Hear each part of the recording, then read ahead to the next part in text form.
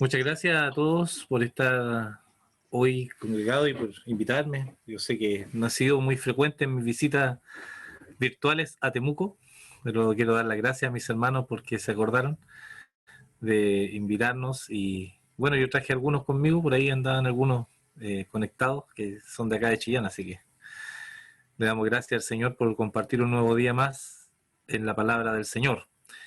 Y me gustaría seguir con el tema, si a ustedes no les molesta, del libro de Amós. Ha sido de mucha ayuda la meditación en el ámbito personal. Y no estoy siendo profundo en mi estudio ni en las lecciones que he estado sacando de este libro. Todo lo contrario, creo que ha sido un paseo bastante rápido. Ustedes me acompañaron en la primera parte hasta el capítulo 7 y pretendo, con la ayuda del Señor, ver hasta el capítulo 9 y concluir este rápido vistazo a el libro de Amós. Así que acompáñenme, por favor, vamos a leer a manera de introducción nada más el capítulo 7 donde quedamos la última vez, versículo 1. Así me ha mostrado Jehová el Señor. He aquí él criaba langostas cuando comenzaba a crecer el heno tardío, y aquí era el heno tardío después de las siegas del rey. Y aconteció que cuando acabó de comer la hierba de la tierra, yo dije, Señor Jehová, perdona ahora. ¿Quién levantará a Jacob? Porque es pequeño. ¿Se arrepintió Jehová de esto? No será, dijo Jehová. Jehová el Señor me mostró así. He aquí Jehová el Señor llamaba para juzgar con fuego y consumió un gran abismo y consumió una parte de la tierra. Y dije, Señor Jehová, cesa ahora. ¿Quién levantará a Jacob? Porque es pequeño. ¿Se arrepintió Jehová de esto? No será esto tampoco, dijo Jehová el Señor. Me enseñó así. He aquí el Señor estaba sobre un muro hecho a plomo, y en su mano una plomada de albañil. Jehová entonces me dijo, ¿qué ves, Amós? Y dije, una plomada de albañil. Y el Señor dijo, he aquí yo pongo plomada de albañil en medio de mi pueblo Israel, y no lo toleraré más. Los lugares altos de Isaac serán destruidos, y los santuarios de Israel serán asolados, y me levantaré con espada sobre la casa de Jeroboam. Hasta aquí la lectura en la palabra del Señor. Y vamos a meditar en lo que ya habíamos visto, que en el primero y segundo capítulo de este libro se presentan varios juicios, una secuencia de 6 juicios, más uno que queda pendiente. Estos 6 juicios son naciones alrededor de la nación de Israel. Cuando uno ve en un mapa la nación de Israel, en un mapa geográfico, en los tiempos del profeta Amós, como se ve aquí en mi Biblia, ahí ustedes pueden ver un mapa geográfico de la nación de Israel. Israel, que estaba ocupando el lado norte del territorio de la tierra de Canaán prometida a Abraham y su descendencia, debía haber ocupado toda la extensión de la tierra, el norte y el sur, pero por causa del pecado de un rey llamado Jeroboam también, muchos años antes del tiempo de Amós, el reino se dividió en 2, quedando la parte norte, lo que llamamos Israel en este libro de Amós, y la parte sur, que se llama Judá. Como aparece ahí, ese Judá, como aparece ahí, Israel, tanto Judá como Israel, estaban rodeados por naciones paganas. Ahí usted puede apreciar que hay distintos países que están alrededor. Y cuando uno lee el capítulo 1 del libro de Amós, se da cuenta que todas esas naciones que están alrededor de la nación de Israel son las que están cayendo en juicios de parte de Dios por causa de 3 o 4 pecados, como lo escribe el profeta. Así lo va describiendo. 3 o 4 pecados de Damasco, por tales pecados de Moab, por tales pecados de los filisteos, por tales pecados de Tiro y Sidón. Y así Dios va describiendo cuáles son los juicios que han de caer y las consecuencias que habrá para estas naciones. Cuando empieza a hablar de las naciones paganas, estamos todos de acuerdo. Y yo me pongo en la piel de los judíos, me pongo en la piel de los israelitas, cómo ellos estarían contemplando la profecía de Amós. Amós, que no era del pueblo de Israel, del lado norte, era de la tierra de Judá, donde estaba el templo, donde estaba el rey de Judá, la casa de David. Él tiene que salir de Judá con la palabra de Dios y dirigirse al reino del norte y entregar este mensaje terrible de lo que va a pasar con las naciones alrededor. Incluso anuncia que hay juicio sobre Judá, la nación de donde él viene. Y ese juicio también está determinado por Dios, y ese juicio también tiene consecuencias para la nación de Judá. Pero cuando llega Israel, en el capítulo 2, a la mitad, Dios se detiene. Dios hace un alto. Dios, en el libro de Amós, empieza a hablar acerca del afecto profundo que tiene por su pueblo Israel. Y le recuerda que habrá consecuencias si la palabra de Dios ha salido, y él llama el rugido del león en el capítulo 2, en 3, perdón, cuando dice, si el león rugiere, no habrá presa, es porque está anunciando que algo va a acontecer. Si el león ruge en medio de la sabana, es porque realmente ha capturado algo o hay algo que se va a apresar y hay una consecuencia que va a ocurrir. Y esto es lo que le está anunciando. Y la consecuencia está descrita en el capítulo 3 y va a seguir describiendo en el capítulo 4, y en el capítulo 5 le va a hacer un llamado al arrepentimiento, porque lo que Dios está anunciando es que Dios va a destruir la nación del norte.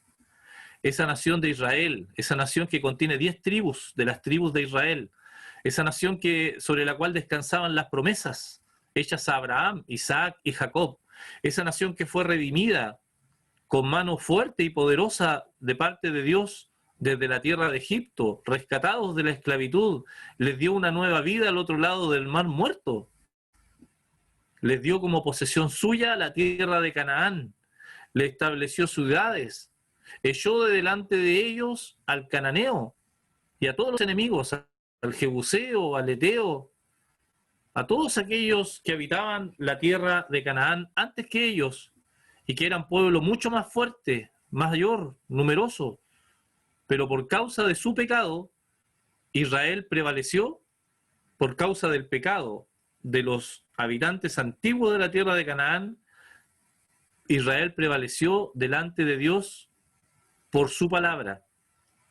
Ellos conquistaron la tierra prometida, pero ahora que estaban establecidos, han pasado los siglos, han pasado reyes, una larga dinastía de reyes. Jeroboam, de quien leímos ahí, que había de morir a espada, como dice al final del versículo 9, y me levantaré con espada sobre la casa de Jeroboam, es el 13º rey ya que venía en esa dinastía. Yo les voy a mostrar ahora otro material. Estos son materiales que me ayudan mucho a mí a entender la palabra de Dios. Este es un panorama bíblico, miren. Cuando el reino de Dios, el reino de Israel, por ejemplo, ahí yo se los voy a mostrar, estaba con David, era uno solo. Cuando estaba con Salomón, era uno solo. Pero cuando llega el hijo de Salomón, Roboam, el reino se dividió en dos. Y ahí se divide en dos. Y mire, la cantidad de reyes, 19 reyes hubieron en el reino del norte y 20 reyes en el reino del sur. Esas coronas que están ahí son los reyes. Y el listado que se ve ahí, hacia abajo, ese son los nombres de los reyes. Usted los va a encontrar a todos estos reyes en el libro, en los libros primero y segundo de Reyes de la Biblia. Ahí están todos estos reyes. Y Jeroboam es el número 13 del reino del norte. El número 13. Habían pasado 12 reyes antes. Y él viene a ser el número 13. Y sobre este rey, ¿sabe lo que dice la Biblia? Acompáñenme. Yo les voy a leer un pasaje acerca de este rey. Está en Segunda de Reyes, el capítulo 14. Segunda de Reyes, el capítulo 14.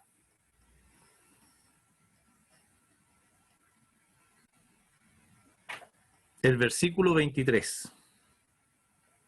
Dice así: en el año 15 de Amasías, hijo de Joás, rey de Judá, este Amasías es el mismo Usías que se menciona en el libro de Amós, en el capítulo 1, versículo 1. Acá se le menciona como Amasías. Dice, cuando Amasías llevaba 15 años reinando en Judá, comenzó a reinar Jeroboam, hijo de Joás, sobre Israel en Samaria. Y reinó 41 años. Imagínese un rey que reinó 41 años, un tremendo reinado. Reinó un año más que el rey David. El rey David gobernó sobre Israel 40 años, 7 años sobre Judá y el resto lo gobernó sobre todo Israel. Y mira el versículo 24, la tarjeta de presentación de este rey. E hizo lo malo ante los ojos de Jehová y no se apartó de todos los pecados de Jeroboam. El mismo nombre, fue el primer rey de Israel en el norte, el primero después de la separación del reino, también se llamaba Jeroboam, y él cometió un pecado terrible. Mis hermanos lo saben.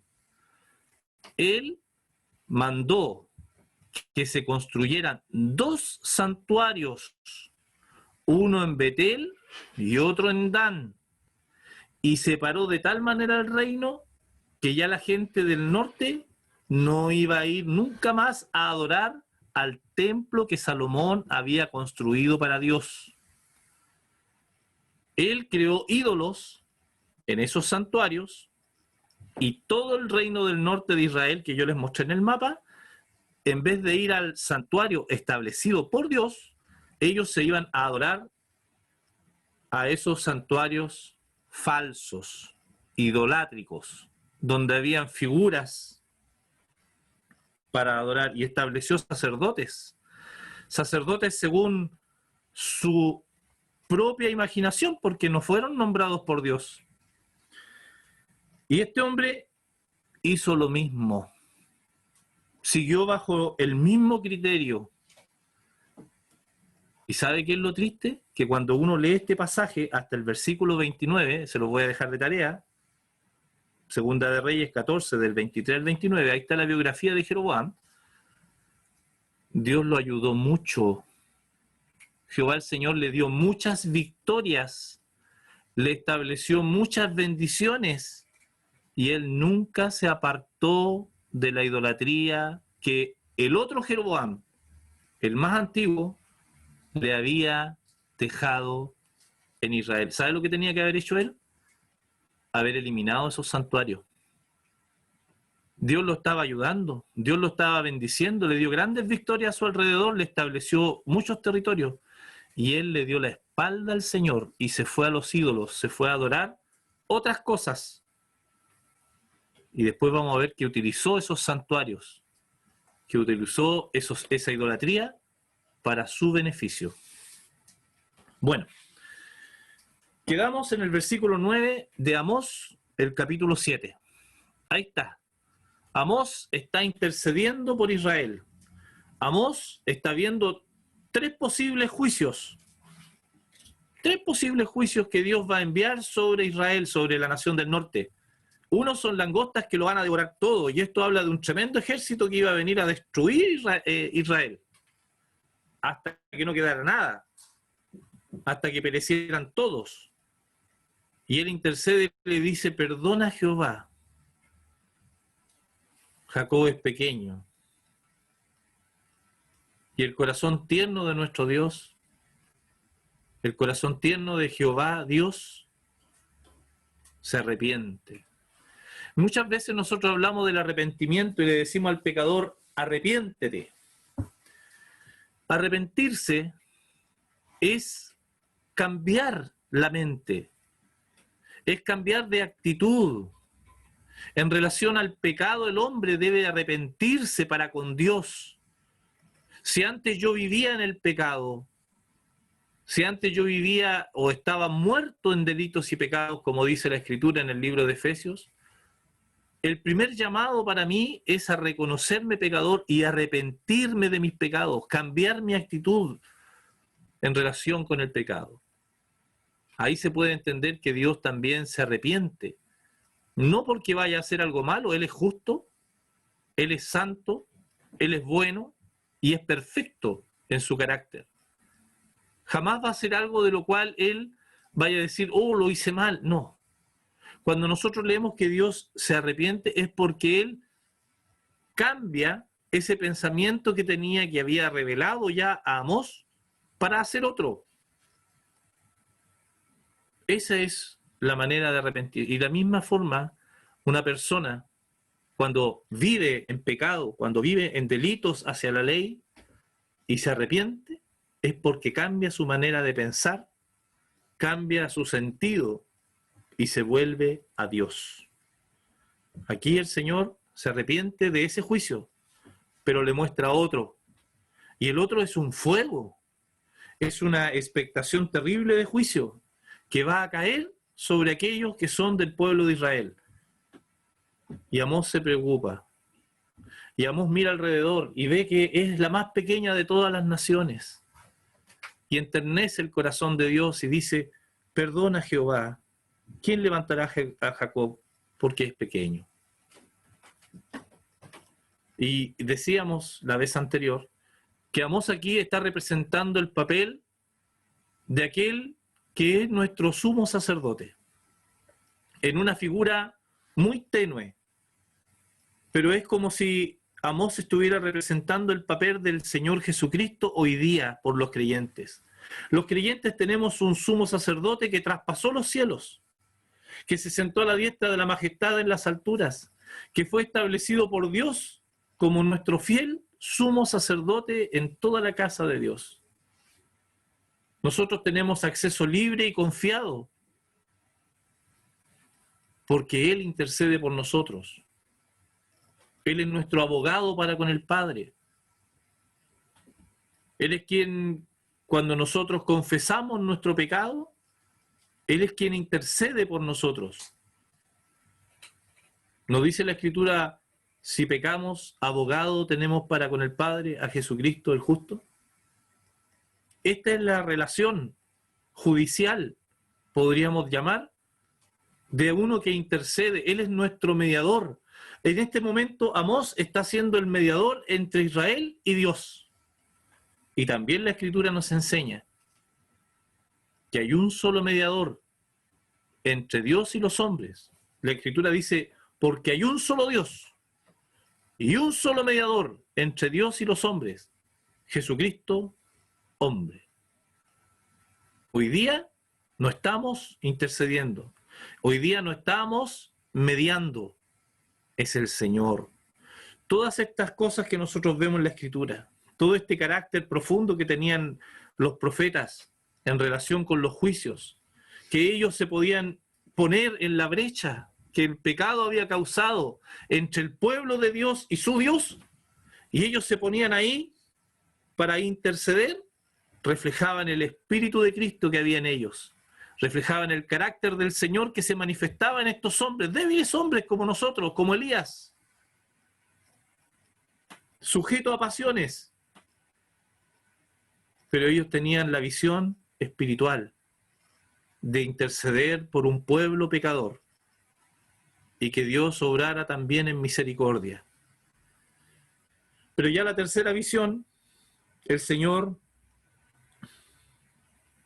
Dice, he aquí el Señor estaba sobre un muro hecho a plomo y en su mano una plomada de albañil. El Señor tenía que castigar el pecado.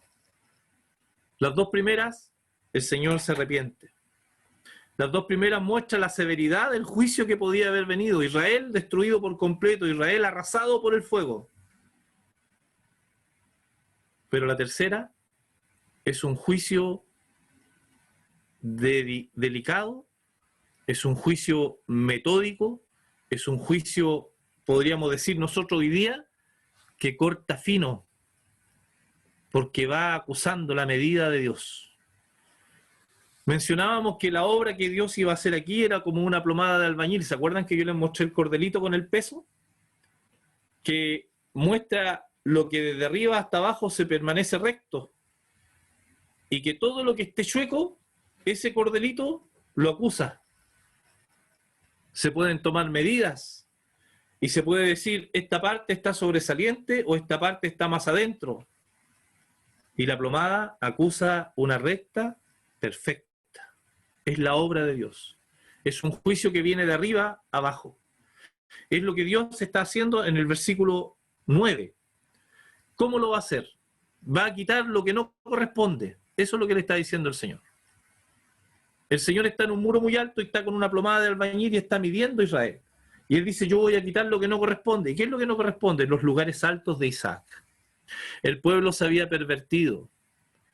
El pueblo ya no estaba mirando hacia Jerusalén, hacia el santuario, hacia la casa de Dios establecida por Dios en el lugar donde Dios quería y de la manera que Dios había dictaminado en su ley. Ellos estaban mirando ahora lo que su corazón les decía. Imagínense, estaban buscando lugares altos. ¿Sabe de qué nos habla eso? Donde yo me sienta bien. Lugares que yo puedo alcanzar. Habla de una religiosidad, de un orgullo, de una vanidad. No es necesario que Dios venga acá. Yo puedo ir hasta arriba. En términos de salvación, en el Nuevo Testamento es como decir, yo puedo alcanzar mi salvación. Yo puedo hacer obras para eso. Los lugares altos. También se venera la eminencia ahí. Lo que hoy día llamamos la meritocracia. Todo es por mérito. Todo es porque yo soy bueno. Todo es porque me la puedo. Y olvidamos que delante de Dios, lo primero que debe ser en nuestro corazón es humillarnos. ¿Qué dice el apóstol Pedro? Me encantan sus cartas, pero ¿con cuál concluyo cuando dice, humillaos pues bajo la poderosa mano de Dios y Él os exaltará? O en otras palabras, Él os pondrá en un lugar alto. Él os exaltará cuando fuere tiempo. ¿Pero qué estaba haciendo Israel? Lugares altos. Y buscaban aquellas tierras donde Isaac había estado. Y curiosamente, los lugares altos de Isaac, ¿qué significa Isaac? Risa. Es aquello que a ellos les daba placer. Es aquello que a ellos les agradaba. Y sigue esta plomada acusando lo que está mal. Y los santuarios de Israel serán asolados. Este santuario que Jeroboam primero había establecido en Beerseba al sur y en Dan al norte del reino para desviar los corazones de Israel y que no fueran al templo de Dios, serán asolados. Asolados quiere decir que van a quedar solos, que nadie más va a entrar, que nadie más los va a visitar. Y por último, ¿qué más estaba mal? Y me levantaré con espada sobre la casa de Jeroboam. Era un juicio tan certero, era un juicio tan directo, que iba a ir al corazón mismo del pecado, e iba a extirpar el mal de Israel. Era la plomada de albañil. Esa era la plomada de albañil en Amós. Nosotros lo aplicamos la última vez que estuvimos y vimos que era una obra muy parecida a la obra de la cruz, que también quiere extirpar el mal de tu corazón, quiere erradicar el pecado de la vida del hombre, de la mujer, del niño, de la niña, como aquella obra que permite que el Hijo de Dios se encarne en un ser humano perfecto, sin pecado, pueda poner aparte, pueda quitar de en medio el pecado del hombre por medio de la fe en Jesucristo. Si lo aplicamos, se parece mucho a la obra de la cruz. Una obra totalmente divina, pero que descansa en la fe del hombre. Así lo ha establecido Dios. Así lo dice la carta a los Romanos. El justo por la fe vivirá. Bueno, cuando pasamos al versículo 10 y terminando el capítulo 7, vemos un acontecimiento histórico en la vida de Amós. Amós es reprendido. Amós es desechado. Amós es difamado por uno de estos sacerdotes falsos que estaban en el reino del norte, que se llama Amasías. Y este sacerdote falso le va a decir al rey como un verdadero acusete. Los niños saben lo que es un acusete, ¿cierto? Cuando alguien se porta mal, ¿cierto? Y viene otro y dice, oiga tía, en el colegio, este niño se portó mal. Entonces el que le va a avisar a la tía le dicen, ah, ese es un acusete. Amasías hizo lo mismo, mira. Entonces el sacerdote Amasías de Betel envió a decir a Jeroboam, rey de Israel, Amós se ha levantado contra ti en medio de la casa de Israel. La tierra no puede sufrir todas sus palabras.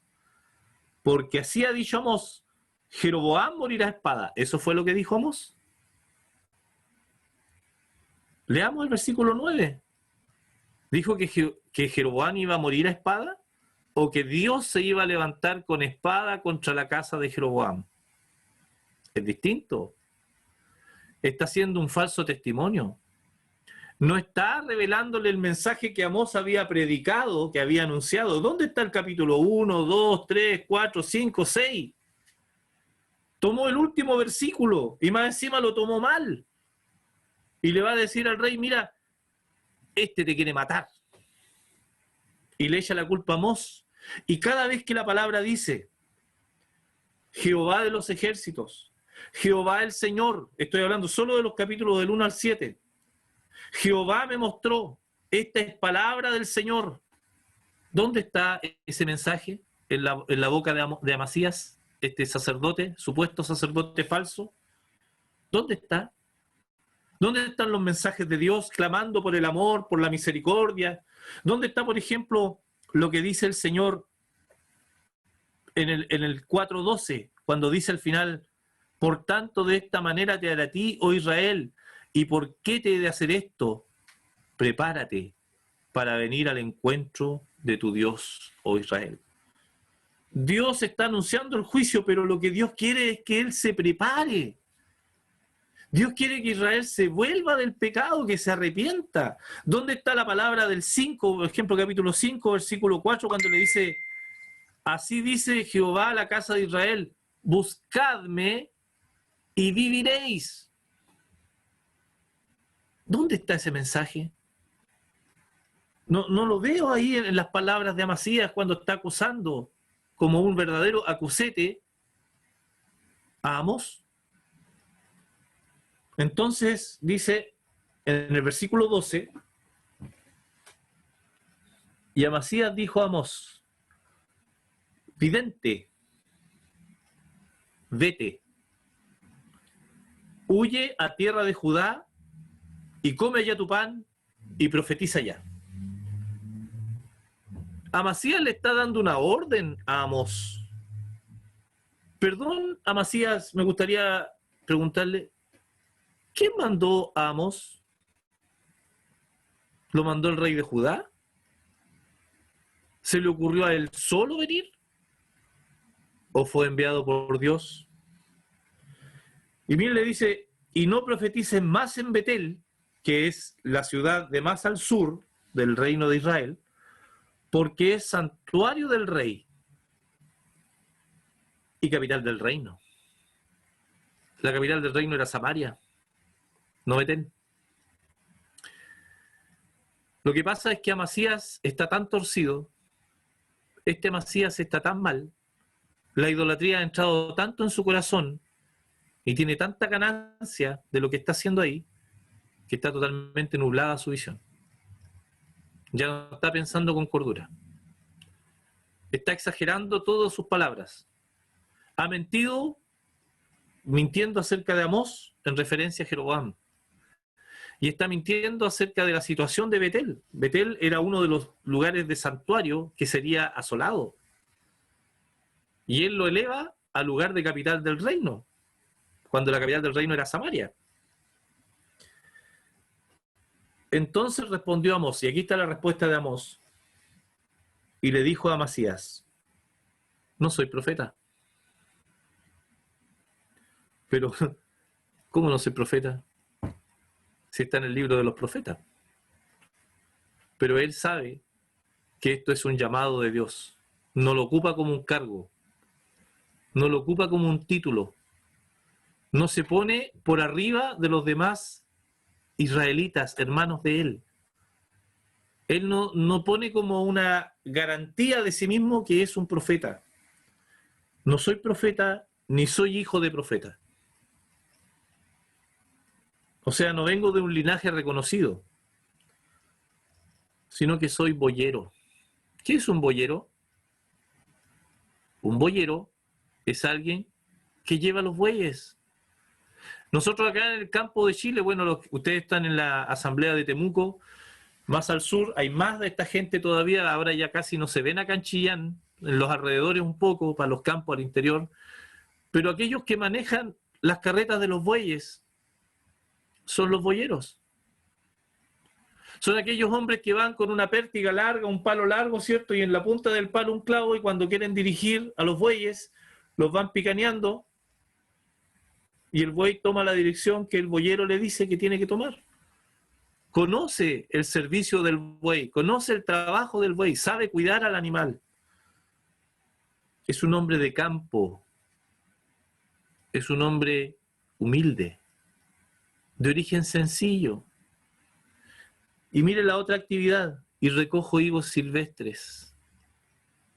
Esto quiere decir que ni siquiera tenía una huerta. Amós era pobre. Amós era sencillo, era de campo. Y Jehová dice: Jehová me tomó de detrás del ganado. Es un hombre humilde, de condición sencilla, y es Dios el que lo ha llamado a mandar este mensaje tan terrible, tan poderoso, tan incómodo para toda una nación y para 6 naciones más, porque Dios lo avala. Jehová lo está enviando.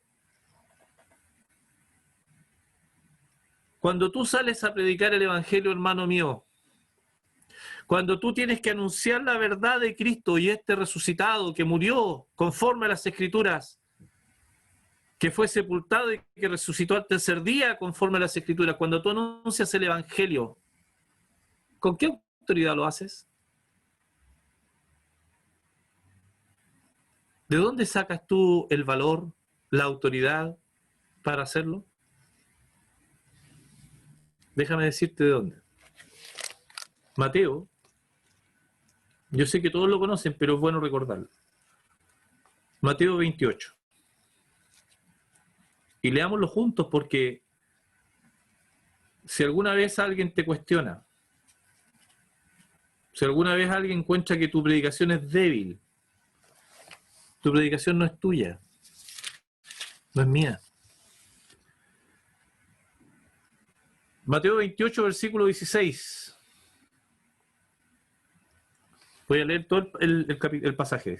Pero los 11 discípulos se fueron a Galilea, al monte donde Jesús les había ordenado.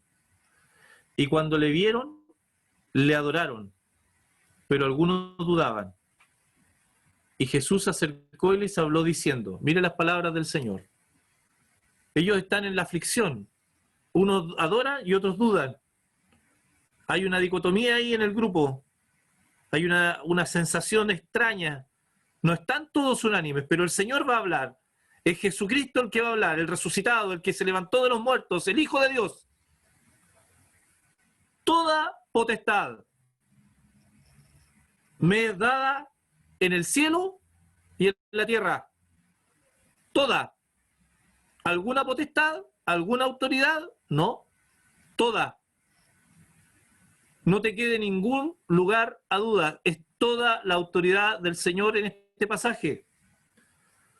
Toda potestad me es dada en el cielo y en la tierra. O sea, no solo en el cielo, no. En el cielo y en la tierra. Por tanto, id y haced discípulos a todas las naciones, bautizándolos en el nombre del Padre y del Hijo y del Espíritu Santo, enseñándoles que guarden todas las cosas que os he mandado. Y aquí yo estoy con vosotros todos los días. ¿Algunos días? Cuando te portas bien, todos los días. Es todos los días, hermano. Que estemos en comunión con el Señor y no sintamos su presencia en nuestra vida. Por no estarlo, es otra cosa. Pero Él promete estar todos los días hasta el fin del mundo. Y es el Señor el que dice amén.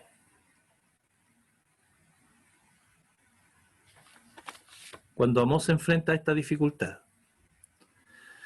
cuando Amós se enfrenta a este peligro, le están amenazando la vida, le están diciendo que se vaya, que es un vidente.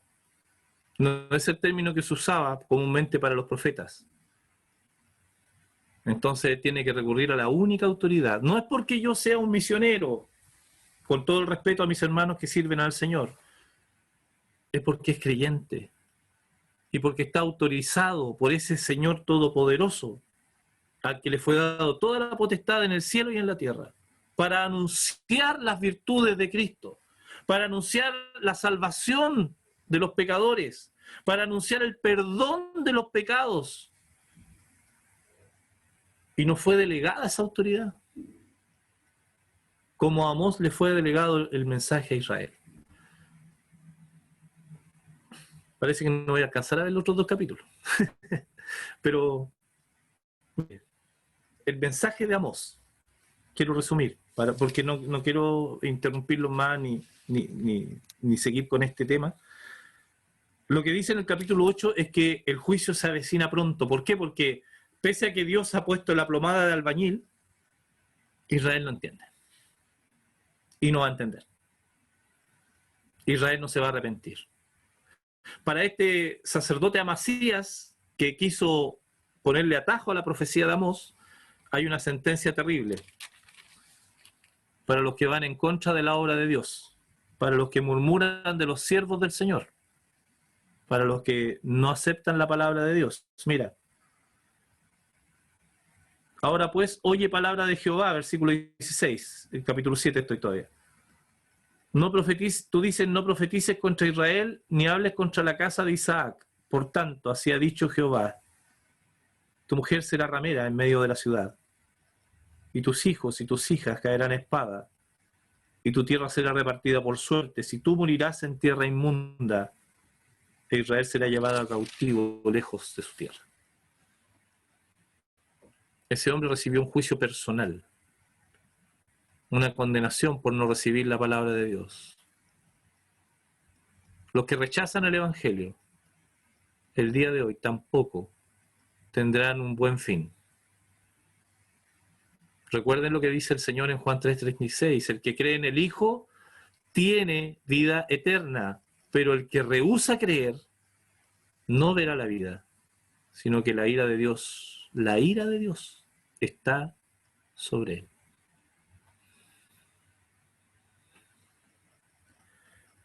Luego el pasaje de Amós, en el capítulo 8, como decía, Dios anuncia lo que viene, anuncia un terrible juicio, anuncia una terrible destrucción, anuncia un hambre tremenda, pero es maravilloso cómo esta hambre física del pueblo de Israel en ese tiempo se va a traducir en algo totalmente distinto. Mira el versículo 11 del capítulo 8, quiero que me acompañes.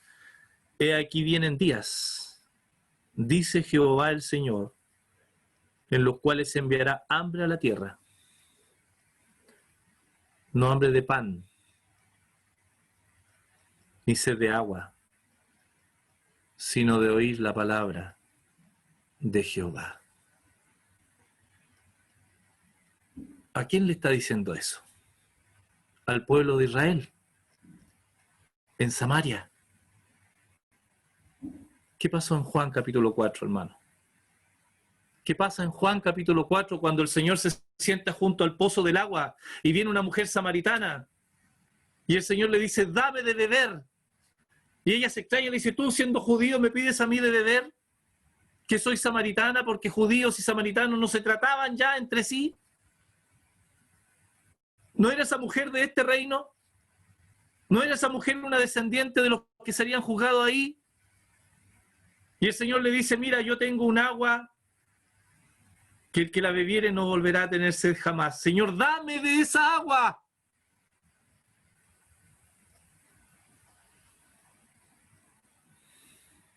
Y el Señor le da. Le habla de la vida eterna. Le habla de su condición de pecado.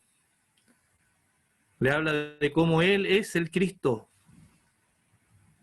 Esa mujer que había tenido 5 maridos. ¿Se imagina usted una mujer viviendo 5 fracasos matrimoniales? Y el Señor le dice, ¿y el que actualmente tienes no es tu marido? Una vida totalmente arruinada en lo emocional. Sed, hambre, no de pan, sed no de agua, sino de oír la palabra de Jehová. Cuando ella abre la conversación con el Señor, ella habla de adoración.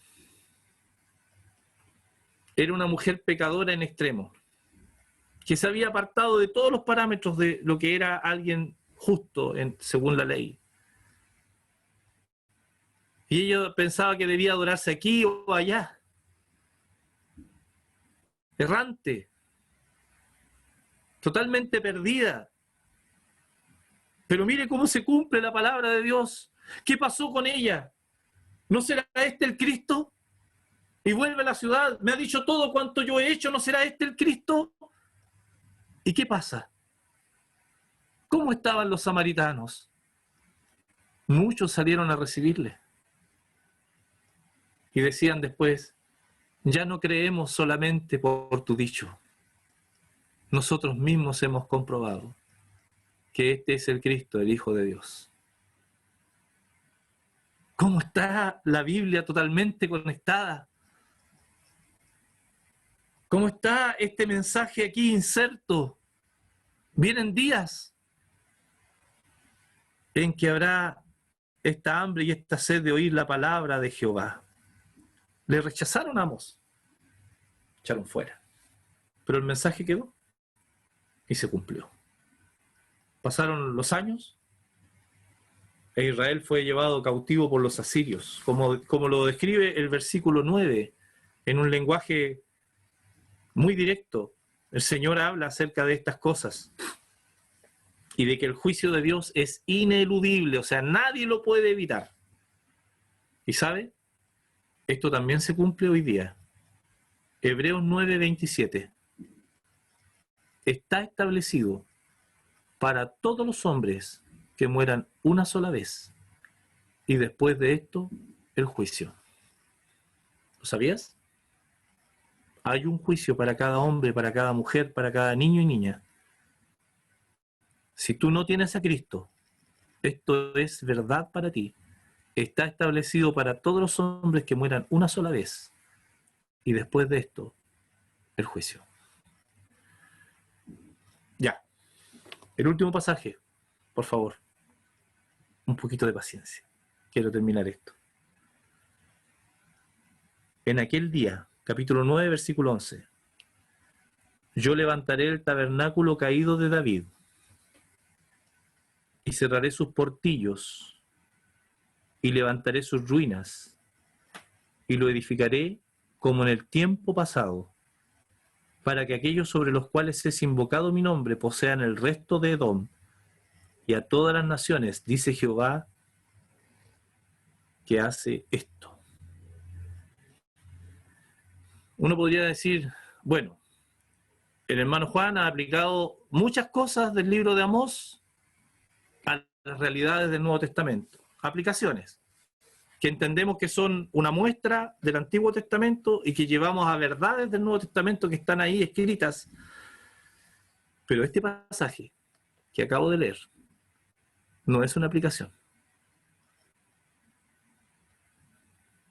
La correcta interpretación de este pasaje, versículos 11 y 12, está en Hechos 15, versículos 16 y 18. Vamos allá. Y este sí tiene que ver contigo.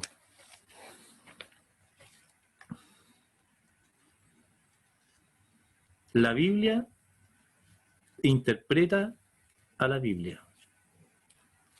Hechos 15. Me lo tenía separado, pero se me salió la marca. Hechos 15. Vamos a leer del... Bueno, aquí está el concilio, lo que se llama el concilio en Jerusalén, pero fue una reunión de hermanos, porque estaba el problema de que ya no habían solamente creyentes judíos, ahora habían creyentes gentiles. ¿Sabías que tú y yo somos gentiles? Que no pertenecemos al pueblo de Israel ni al pueblo de Judá, que somos de las demás gentes. Mira, ¿cuál es la cita que está ocupando aquí? Versículo 14 del capítulo 15. Dice, Simón ha contado cómo Dios visitó por primera vez a los gentiles para tomar de ellos pueblo para su nombre. Y con esto concuerdan las palabras de los profetas como está escrito. Mira lo que está escrito. Después de esto volveré y reedificaré el tabernáculo de David que está caído y repararé sus ruinas y lo volveré a levantar para que el resto de los hombres busque al Señor y todos los gentiles sobre los cuales es invocado mi nombre, dice el Señor, que hace conocer todo esto desde tiempos antiguos. El libro de Amós empieza con juicio para las naciones paganas, gentiles, y termina con una tremenda bendición que nos involucra a todos nosotros en la revelación del Evangelio en el Nuevo Testamento. Medite en estas palabras. Hay mensajes preciosos. Prepárate para venir al encuentro de tu Dios. Buscadme y viviréis. El resto de los gentiles. Es un mensaje de consolación. Dios estaba actuando en juicio con Israel. Dios quería juzgar el pecado de Israel. Pero dijo, lo voy a hacer de tal manera. Y lo hizo. Y aún lo hace. Hasta el día de la restauración de Israel. Cuando vuelva a ser su pueblo terrenal. Cuando Israel vuelva a ser reunido por Dios mismo. Y se restaurará esa nación que fue llevada cautiva y casi desaparece de la faz de la tierra. Pero Dios ha tenido misericordia de ellos. Y de los creyentes tiene más. Es una misericordia mucho mayor, porque nos ha entregado a su propio Hijo, al Señor Jesucristo. Y ya no hay ninguna condenación para los que están en Cristo Jesús, Señor nuestro. Que el Señor bendiga su palabra. Ya no les quito más tiempo. Muchas gracias, hermanos.